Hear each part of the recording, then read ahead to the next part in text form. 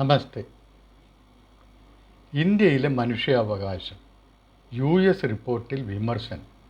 ഇതാണ് ഇന്നൊരു പത്രത്തിൽ കണ്ട തലക്കെട്ട്. 4 കോളം വലിയ വെണ്ടയ്ക്കായിൽ തലക്കെട്ട്. എന്നിട്ടൊരു വിശദമായ റിപ്പോർട്ട്.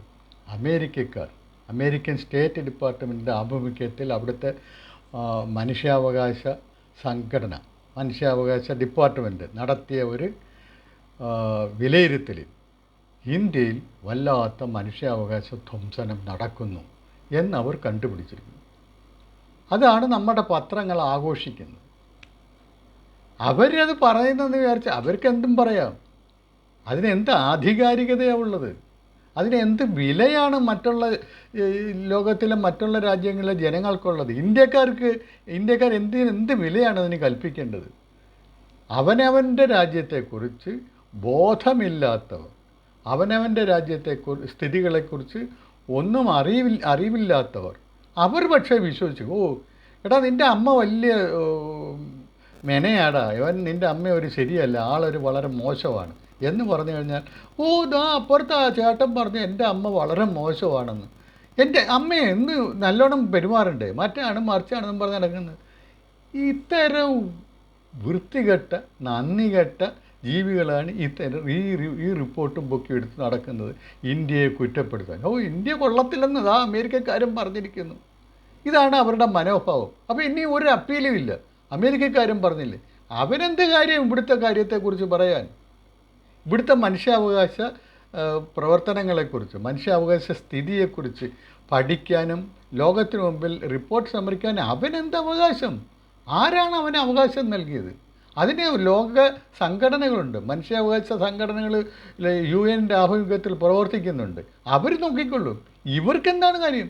ഇവർക്ക് വേണമെങ്കിൽ അവരുടെ കാര്യത്തിന് വേണ്ടി എന്തെങ്കിലും ഒരു റിപ്പോർട്ട് തയ്യാറാക്കാം. അതിങ്ങനെ പബ്ലിഷ് ചെയ്ത് അത് പൊക്കിയെടുത്തുകൊണ്ട് നടക്കാൻ കുറേ ആളുകളുള്ളതുകൊണ്ടാണ് ഇവൻ പബ്ലിഷ് ചെയ്യുന്നത്. പോടാവില്ല എന്ന് പറയേണ്ടതല്ലേ? ഒരു ആത്മാഭിമാനമുള്ള ജനതയെ അങ്ങനെയല്ലേ ചെയ്യേണ്ടത്? ഇത് ഈ പട്ടേലരുടെ വിധേയനെ പോലെ കുറേ ആൾക്കാരിങ്ങനെ നടക്കുകയാണ്. ഏമാൻ പറഞ്ഞല്ലോ, എൻ്റെ നെഞ്ചത്തി ചവിട്ടിയപ്പോഴും ഏമാൻ്റെ കാല് നൊന്തോ എന്നുള്ള അത്രയ്ക്ക് വിധേയന്മാരാണ് ഈ റിപ്പോർട്ടും പൊക്കിയെടുത്ത് നടക്കുന്നത്. ഈ അമേരിക്ക എന്ന് പറഞ്ഞു കഴിഞ്ഞാൽ മനുഷ്യാവകാശത്തിന് എന്ത് വില കൽപ്പിക്കുന്നവരാണ്. ലോകം മുഴുവൻ വൃത്തികേടുകളും നടത്തിക്കൊണ്ടിരിക്കുന്ന രണ്ട് കൂട്ടരെ പിടിച്ചിട്ട് അവരെ തമ്മിൽ അടുപ്പിച്ച് അവർക്ക് രണ്ടുപേർക്കും ആയുധം കൊടുത്ത് അതിൽ നിന്ന് ലാഭം ഉണ്ടാക്കി സമ്പത്ത് ഉണ്ടാക്കി അതിൻ്റെ പേരിൽ നെഗളിക്കുന്ന ഒരു രാജ്യമാണ് അമേരിക്ക. അത് നമ്മൾ മനസ്സിലാക്കണം. അപ്പോൾ എത്ര നികൃഷ്ട ഒരു സംസ്കാരമാണ് അവർക്കുള്ളതെന്ന് മനസ്സിലാക്കണം. അവരുടെ ചരിത്രം തന്നെയാണ്. ആകെ 250 വർഷത്തെ ചരിത്രമേ അവർക്കുള്ളൂ. ആ 250 വർഷത്തെ ചരിത്രം വെച്ചുകൊണ്ടാണ് അവൻ എങ്ങനെയാണ് ആ രാഷ്ട്രം ഉണ്ടായത് തന്നെ. യൂറോപ്പിലേക്ക് പല രാജ്യങ്ങളിൽ നിന്ന് അവിടെ നിൽക്കക്കള്ളിയില്ലാതെ നാട് വിട്ട് ഇവിടെ അമേരിക്ക എന്ന ഭൂഖണ്ഡം ഇന്ത്യയിൽ വന്നപ്പോൾ അബദ്ധത്തിൽ കണ്ടുപിടിച്ച ഒരു ഭൂഖണ്ഡമാണ്. അവിടെ വന്ന് അവിടെയുള്ള തദ്ദേശീയരായ ജനങ്ങളെ മുഴുവൻ തച്ചുകൊന്ന് അവരുടെ വംശം തന്നെ നശിപ്പിച്ചിട്ടാണ് ഈ മനുഷ്യാവകാശ ഭീമന്മാർ അവിടെ ഇത് സ്ഥാപിച്ചത്, രാജ്യം തന്നെ സ്ഥാപിച്ചത്. എന്തൊരു വംശനാശം വരുത്തുന്നതിൽ ഒന്നാം കുറ്റവാളി എന്ന് പറയുന്നത് ഈ അമേരിക്കയിലെ യൂറോപ്പിൽ നിന്ന് വന്ന കുടിയേറ്റക്കാരാണ്. അവരാണ് ഇവരുടെയൊക്കെ ഇന്നുള്ളവരുടെ പിതൃക്കൾ. അത്ര വൃത്തികെട്ട ആ പൈതൃക സംസ്കാരം പേറുന്നവരാണ് മറ്റുള്ളവരുടെ മനുഷ്യാവകാശ ബോധത്തെ ചോദ്യം ചെയ്യുന്നത്. എന്ത് അവകാശമാണ് ഇവർ ഈ ലോകം മുഴുവൻ കാണിച്ചു കൂട്ടുന്ന, എന്നും കാണിച്ചു കൂട്ടിയിട്ടുള്ളതും ഇന്നും കാണിക്കുന്നതും ഇത്തരത്തിൽ കടുത്ത മനുഷ്യാവകാശ ധ്വംസനങ്ങളല്ലേ?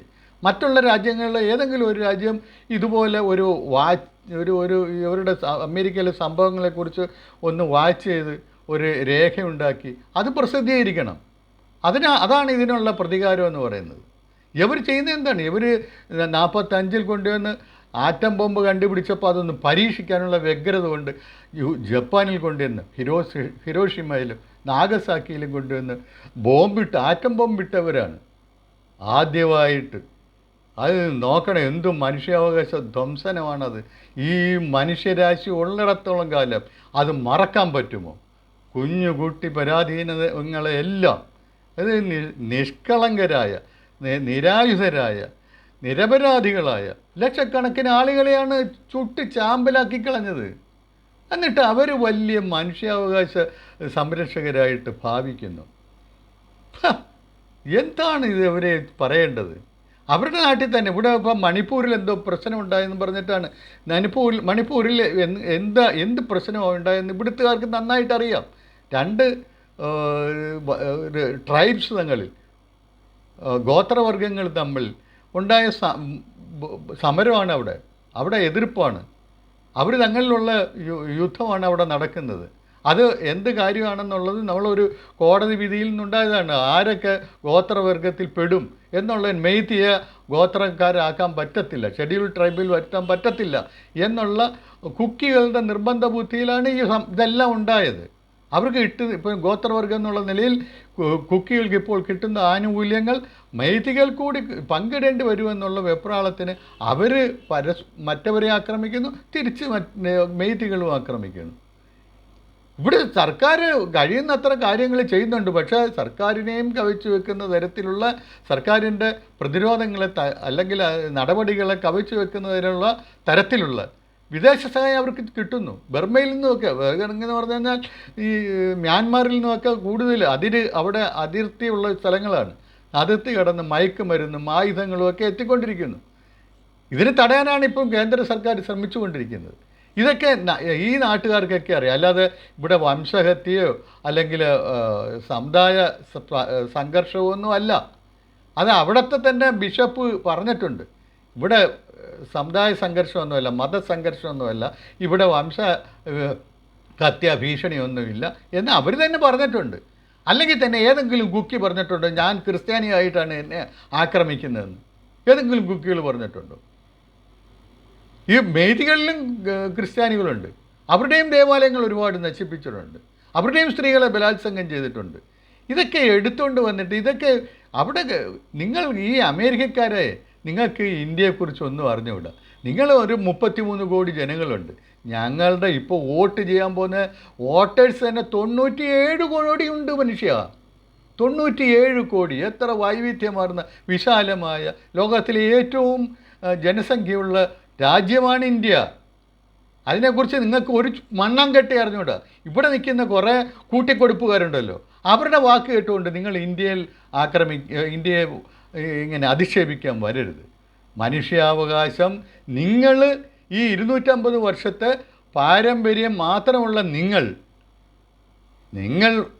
കാട്ടാളന്മാരെ പോലെ ജീവിക്കുന്ന കാലത്തും ഞങ്ങൾ സംസ്കാര സമ്പന്നമായ പരിഷ്കൃത രാജ്യമായിരുന്നു, പരിഷ്കൃത ജനതയായിരുന്നു, പരിഷ്കൃത സംസ്കാരമാണ് ഇവിടെ ഉണ്ടായിരുന്നത്.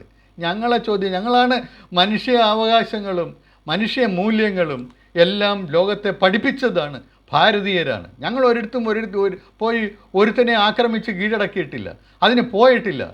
ഞങ്ങൾ ഒരു ജനതയെ ഒരു അന്യരായിട്ട് കണ്ടിട്ടില്ല, സഹോദരങ്ങളായിട്ടാണ് കണ്ടത്. ലോകം മുഴുവൻ ഒരു കുടുംബമാണെന്ന് വിചാരിക്കുന്നവരാണ് ഞങ്ങൾ. കാരണം എന്ന് പറഞ്ഞു കഴിഞ്ഞാൽ ഞങ്ങളുടെ ആത്മീയ ദർശനങ്ങൾ പറയുന്നത് ഈ ലോകം മുഴുവൻ, ലോകത്തുള്ള എല്ലാം ഉണ്ടായിട്ടുള്ളത് ഏകമായ ഒരു ശക്തിയിൽ നിന്നാണെന്നാണ്. അങ്ങനെയാണെങ്കിൽ എല്ലാവരും സഹോദര തുല്യരാണ്. അപ്പം അങ്ങനെയുള്ള ഒരു സംസ്കാരത്തിൽ വളർന്നു വന്നവരാണ് 5000 വർഷത്തെ സാംസ്കാരിക പാരമ്പര്യമുള്ള ഇന്ത്യ. ആ ഇന്ത്യയെ ഇപ്പം പഠിപ്പിക്കാൻ വന്നിരിക്കുക 250 കൊല്ലത്തെ അക്രമങ്ങളുടെയും പിടിച്ചടക്കലുകളെയും ചൂഷണങ്ങളുടെയും ചരിത്രം മാത്രമുള്ള ഒരു രാജ്യം ഞങ്ങളെ പഠിപ്പിക്കാൻ വരികയാണ് മനുഷ്യാവകാശത്തെക്കുറിച്ച്. നിങ്ങൾ ഈ സദ്ദാം ഹുസൈനെ കൊന്നില്ലേ? എന്ത് കാര്യത്തിനാണ്? വെപ്പൺസ് ഓഫ് മാസ് ഡിസ്ട്രക്ഷൻ അയാൾ ശേഖരിച്ചു വെച്ചിരിക്കുന്നത് പറഞ്ഞിട്ടല്ലേ അയാളുടെ രാജ്യം ആക്രമിച്ച് കുട്ടിച്ചോറാക്കിയത്. എന്നിട്ട് എന്തെങ്കിലും അങ്ങനെയുള്ള എല്ലാവരും വെപ്പൺസ് ഓഫ് മാസ് ഡിസ്ട്രക്ഷൻ കണ്ടെടുത്തോ? ഇല്ല. കള്ളത്തരം പറഞ്ഞ് ആളുകളെ ഇങ്ങനെ ചുട്ടരിക്കുക, ഇതാണ് നിങ്ങളുടെ പരിപാടി. നിങ്ങൾ പാകിസ്ഥാനിൽ പോയി ആ ബിൻ ലാദനെ കൊന്നില്ലേ? ആര് പറഞ്ഞിട്ട്? ആരുടെ മനുഷ്യാവകാശം സംരക്ഷിക്കാൻ? എന്ത് മനുഷ്യാവകാശം അവർക്കുള്ളത്? ബിൻ ലാദൻ തെറ്റ് ചെയ്തിട്ടുണ്ടെങ്കിൽ അയാളെ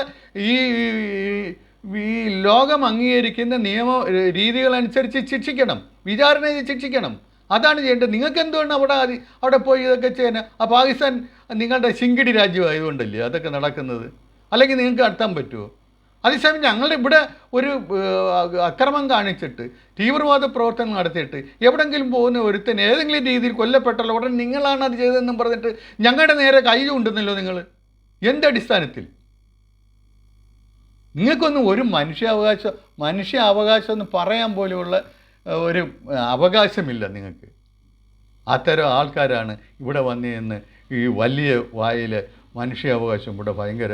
എന്നിട്ട് ബ്രിട്ടീഷുകാർ അല്ല BBC-യുടെ ഓഫീസ് ഇൻകം ടാക്സ് റെയ്ഡ് നടത്തി. എങ്ങനെ നടത്താൻ? എന്നിട്ട് വെറുതെ ആണോ റെയ്ഡ് നടത്തിയത്?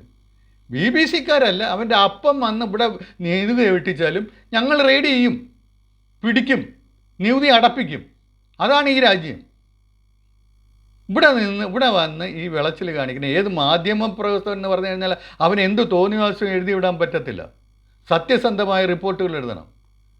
അത് ആളുകളെ വെകിളി പിടിപ്പിക്കാനായിട്ട്, അല്ലെങ്കിൽ ആളുകളെ തെറ്റിദ്ധരിപ്പിക്കാനായിട്ട്, മിസ്ലീഡ് ചെയ്യാനായിട്ട് തോന്നിയ വാസം എഴുതി വിടാൻ പാടില്ല.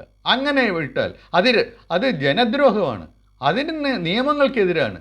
അത് ഞങ്ങൾ ചോദ്യം ചെയ്യും, അവനെതിരെ നടപടിയെടുക്കും. അവൻ വേറെ ഏതെങ്കിലും തരത്തിൽ ഇൻകം ടാക്സ് പോലുള്ള ടാക്സുകൾ വെട്ടിച്ചിട്ടുണ്ടെങ്കിൽ അതിനെതിരെയും നടപടിയെടുക്കും. എന്താണ് നിങ്ങൾക്ക് നൊന്തത്? BBC-ക്കെതിരെ റെയ്ഡ് നടത്തിയത് നിങ്ങൾക്ക് എന്താ നൊന്തത്? അവൻ എന്ത് തോന്നിയ ദിവസം ഇവിടെ വന്ന് കാണിക്കാവുന്ന? അവനാര്? എന്ത് തോന്നിയ ദിവസം അവന് ഇവിടെ വന്ന് കാണിക്കാവുന്നതാണോ അവൻ്റെ വിചാരം? അതൊക്കെ അങ്ങ് മനസ്സിൽ വെച്ചാൽ മതി. നിങ്ങൾ ഇങ്ങോട്ട് വന്ന് ഈ കാര്യങ്ങളൊന്നും പഠിപ്പിക്കേണ്ട. പിന്നെ കുറേ ഇൻഡെക്സും കൊണ്ടുവരുന്നു, പട്ടിണി ഇൻഡെക്സ്, സന്തോഷ ഇൻഡെക്സ്. എന്ത് മണ്ണാങ്കട്ടയാണെന്ന് ഇവിടുത്തുകാർക്കറിയാം. ഇവിടെ ഒരുത്തനും പട്ടിണി അടക്കുന്നില്ല. ഇവിടെ പട്ടിണി അടക്കുന്നവർക്ക് എല്ലാം അതിന് വേണ്ട സൗജന്യ ധാന്യങ്ങളെല്ലാം കൊടുക്കുന്നുണ്ട്. ഇവിടെ ഇന്ത്യ അതിവേഗം വളർന്നുകൊണ്ടിരിക്കുകയാണ്. ഞങ്ങൾക്കറിയാം എങ്ങനെയൊക്കെ ലോകത്തിൻ്റെ മുൻനിരയിലെത്താൻ പറ്റുമെന്നുള്ളത് ഞങ്ങൾക്കറിയാം. ഞങ്ങളത് ചെയ്യും. ഞങ്ങൾ എല്ലാവർക്കും ജീവിക്കാൻ വേണ്ട വകകൾ ഒപ്പിച്ചു കൊടുക്കുന്നുണ്ട്. എല്ലാവരുടെയും ആരോഗ്യം നോക്കുന്നുണ്ട്. എല്ലാവർക്കും വീടുണ്ടാക്കി കൊടുക്കുന്നുണ്ട്. എല്ലാവർക്കും പൈപ്പ് വെള്ളം കൊടുക്കുന്നുണ്ട്. എല്ലാവർക്കും ഇലക്ട്രിസിറ്റി കണക്ഷൻ കൊടുക്കുന്നുണ്ട്. അത് ഞങ്ങളുടെ കാര്യം. ഞങ്ങൾ നോക്കിയാൽ നിങ്ങളെപ്പോലെ 33 കോടിയൊന്നും അല്ല. ഞങ്ങൾ 142 കോടിയുണ്ട്. അത് മനസ്സിലാക്കണം. നിങ്ങളുടെ 3 ഇരട്ടി ആൾക്കാർ വോട്ട് ചെയ്യുന്നവരാണ് ഇവിടെ. എന്നിട്ട് അവൻ വന്നിരിക്കുന്നു ഈ മനുഷ്യാവകാശ ധ്വംസനമെന്നും പറഞ്ഞിട്ട്. എന്ത് കുന്തമാണ് ഇവിടെ ഉള്ളത്? ഇവിടെ ഒരു മനുഷ്യാവകാശവും ഭാരതീയൻ ഒരിക്കലും ഒരു മനുഷ്യാവകാശവും ധ്വംസനവും നടത്തത്തില്ല. അല്ലെങ്കിൽ തീവ്രവാദ ചിന്ത മനസ്സിലുദിച്ചവർ, അല്ലെങ്കിൽ രാജ്യത്തിൻ്റെ ശത്രുക്കളായിട്ടുള്ള അഞ്ചാമ്പത്തികൾ, ഇവിടെയുള്ള അഞ്ചാമ്പത്തികൾ, അവർ മാത്രമേ ഇങ്ങനെ മനുഷ്യാവകാശ ധ്വംസനം എന്ന് പറയുമ്പോൾ അത് ഏറ്റുപിടിക്കുകയുള്ളൂ. അല്ലെങ്കിൽ കള്ളന്മാർ, അഴിമതിക്കാർ, അവർ ഏറ്റുപിടിക്കുക. എന്ന് വെച്ചാൽ സർക്കാരിനെ പുറത്താക്കിയിട്ട് ഞങ്ങൾക്ക് തോന്നിയ ദിവസം എന്തും ചെയ്യാൻ പറ്റണം. അതാണ്. അങ്ങനെയുള്ളവരെ ഇവിടെ ഇങ്ങനെയുള്ള മനുഷ്യാവകാശമുണ്ട്, മറ്റേതുണ്ട്. കുറേ അഴിമതിയുടെ കാര്യങ്ങളൊക്കെ പറഞ്ഞു നടന്നല്ലോ. റാഫേൽ, മറ്റേ പെഗാസസ്, ഇതൊക്കെ കൊണ്ടാണ് കുറേ നാൾ മാധ്യമങ്ങൾ കൊണ്ടാണെന്നല്ലോ. എന്തായി ഇമ്മാതിരി കള്ള റിപ്പോർട്ടുകൾ എഴുതി വിട്ട് ജനങ്ങൾക്ക് ബുദ്ധിമുട്ടുണ്ടാക്കരുത്. പെഗാസസ് എന്നും പറഞ്ഞിട്ട് കുറേ ബഹളം. ഇത് മോദി അനിൽ അംബാനിയുടെ പോക്കറ്റ് കൊണ്ടുവന്ന് 30,000 കോടി ഇട്ട് കൊടുത്തെന്ന്. ഇത്തരത്തിലുള്ള വിഡ്ഢിത്തങ്ങൾ ഇങ്ങനെ വിളമ്പാൻ ഈ മാധ്യമപ്രവർത്തകർക്ക് നാണമില്ല. ഇവനൊക്കെ എന്ത് തല കൊണ്ടാണ് ചിന്തിക്കുന്നത്? എന്ത് വിഡ്ഢിത്തം പറഞ്ഞാലും അതെല്ലാം ഏറ്റുപിടിച്ച് അതിനെല്ലാം വെണ്ടയ്ക്ക നിരത്തുന്ന ഈ മാധ്യമപ്രവർത്തകർ എന്തിനാണ്? ഇവരൊക്കെ നാടിന് അപമാനമാണ്. എന്നിട്ട് മാധ്യമ സ്വാതന്ത്ര്യം വെട്ടിക്കുറയ്ക്കുന്നു, മറ്റേതാ മറിച്ചതെന്ന് പറഞ്ഞിട്ട് പോയി വേറെ വല്ല ജോലി നോക്കണം മിസ്റ്റർ.